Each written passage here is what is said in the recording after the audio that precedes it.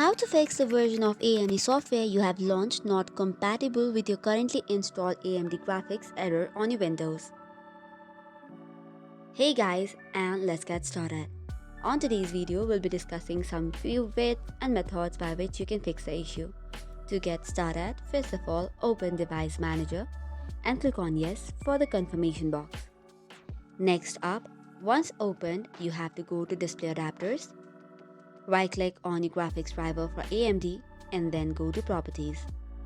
Now go to the Drivers tab and then click on Rollback Driver option if it is available.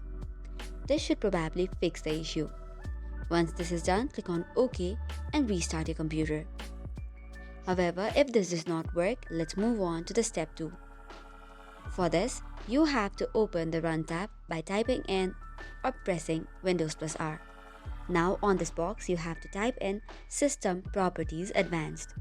Now from this, you have to go to the Hardware tab and then click on Device Installation Settings. It will take you to another page. From here, you have to select on the No option and then click on Save Changes. This will require the administrative privileges, so make sure to give it this one. Once this is done, you can close the Device Manager. Third would be clean install of AMD driver. In order to do so, download the display driver uninstaller DDU from a trusted source.